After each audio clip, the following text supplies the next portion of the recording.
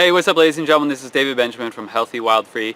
This is part 2 in a video series about emotions and understanding emotions and their connection to health and well-being, and understanding how much power and impact they have on our lives.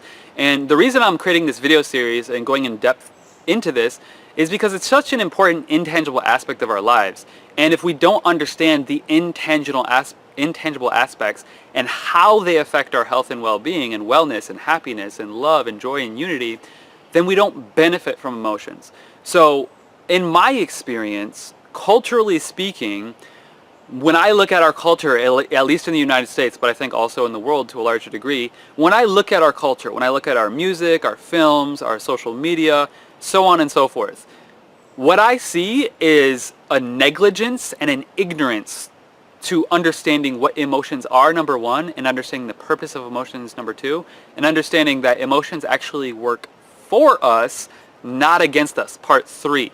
So I think it's really important to look at emotions and see it for what it is. First of all, if you see emotions in a negative manner, take a step back and view it through the eyes of neutrality, right? You can view things in a negative manner, a neutral manner, and a positive manner. It's not just negative or positive. You can view things in a neutral manner as well. So if you view emotions in a negative manner and you have this idea where, this is a verbiage that goes around, don't catch feelings, or in other words, don't feel emotion, be numb, well, that's an idea, right? Like, who's been numb before? I've been numb before. Did it work for me? No. It's a very childish way of thinking. Feeling numb does nothing for anyone, including yourself. And everyone that's numb knows that, because when you're numb, you're sad, you're depressed, you're in grief, and you're not feeling good, you're not feeling happy. And that's the beauty of life, is you get to choose how you feel, and you get to choose the habits that produce how you feel based on brain chemistry, dopamine, serotonin, all these different pathways. So if you want to benefit from emotions, it's important to first understand the narrative of emotions in our society. Our society tells you that emotions are negative, they're to be avoided, they are to be numbed, they are to be suppressed, don't catch feelings. There's all this narrative around detaching or displacing or suppressing or avoiding, or essentially being a little bitch. I love you. You're not a bitch. But being a little bitch when it comes to emotions.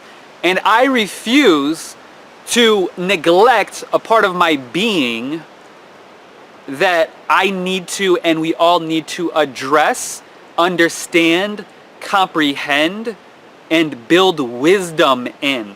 I refuse to neglect that, because if I neglect that, I'm neglecting a part of my growth, I'm neglecting a part of my character, I'm neglecting a part of the connection of myself to other emotional creatures, which is everyone and the entire world, and I refuse to give away something so valuable for such a cheap price.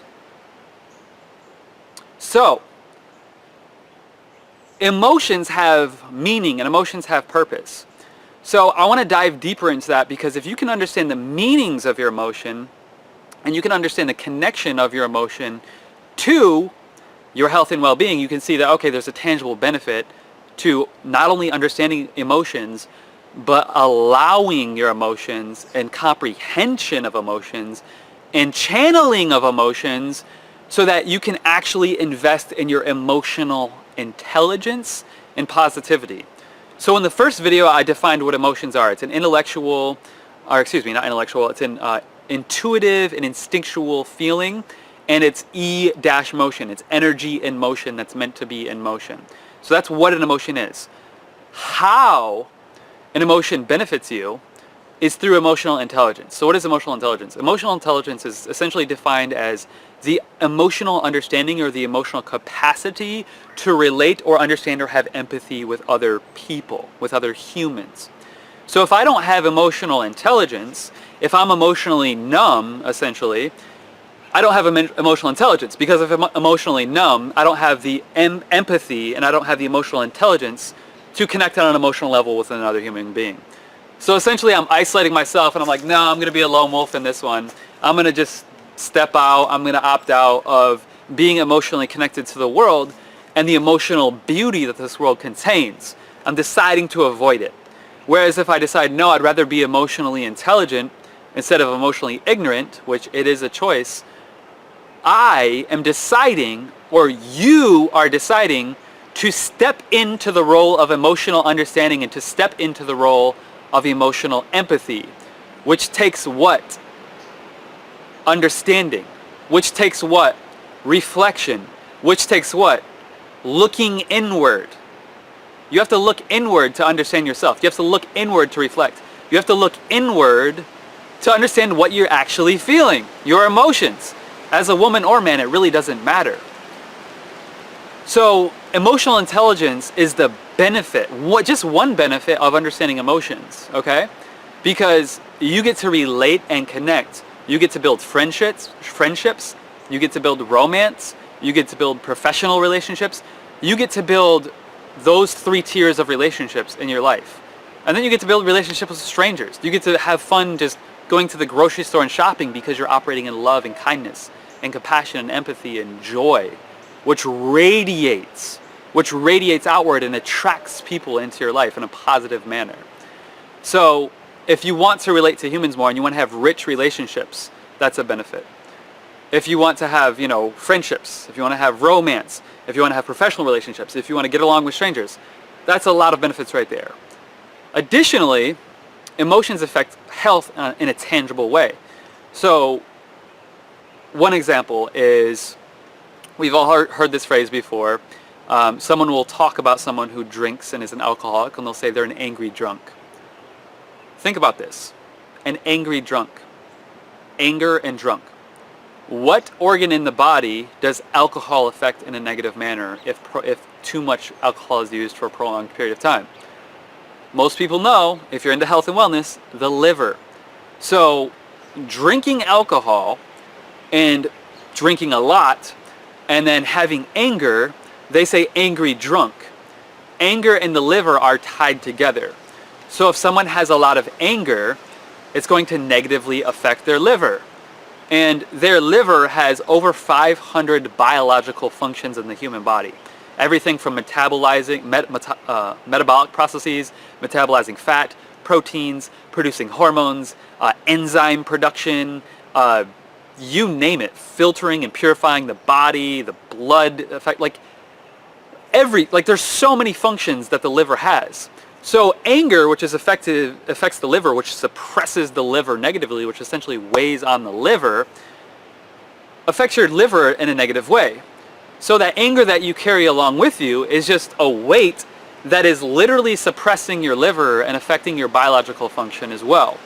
So there's a bunch of reasons right there why understanding emotions, understanding emotional intelligence, and understanding the connection of your emotions to your physical biology is worth understanding. In Chinese medicine, anger and the liver is linked. And also in Chinese medicine, fear and the kidneys are linked together.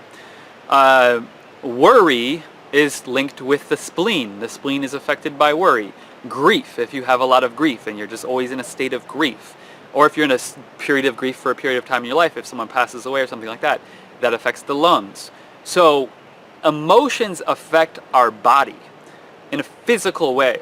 So that's kind of a look at the negative side of emotions, what a prolonged negative emotion can do in your health.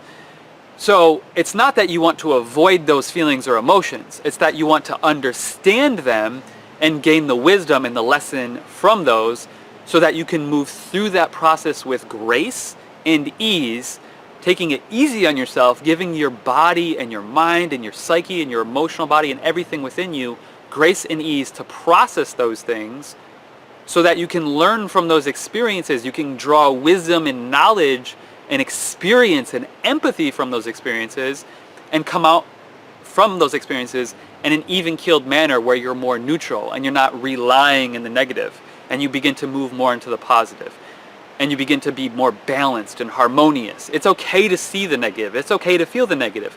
It's also okay to see the positive and feel the positive. Ideally, we walk in a state of positivity.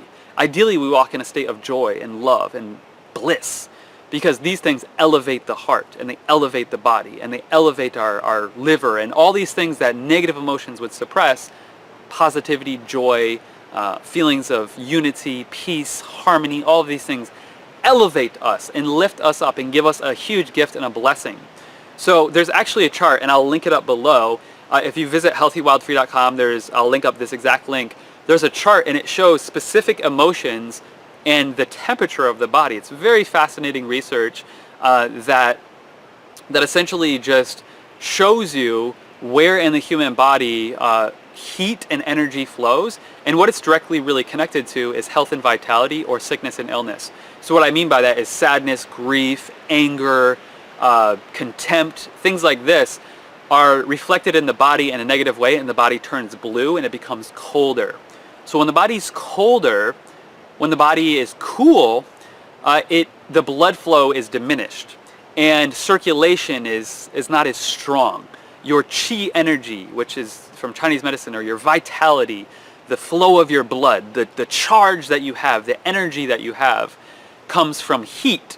And it doesn't mean you want to be too hot, because then that could just be residing in anger all the time potentially, but having that is a positive thing. So when they show in this graph, and please click the link below and check it out because it's very fascinating, when they show that love and happiness actually warms up and radiates this beautiful orange glowing energy throughout the body, specifically in kind of the heart and mid-region of the body and the brain.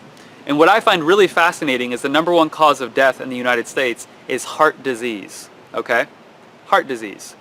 And if you look at these charts and you think critically, the feeling and emotion of love and happiness and joy and these types of things brings warmth and circulation and vitality and all of these things, all of this movement, which movement is health and stagnancy is illness, movement and health to the heart region, the heart chakra, the heart cardiovascular system.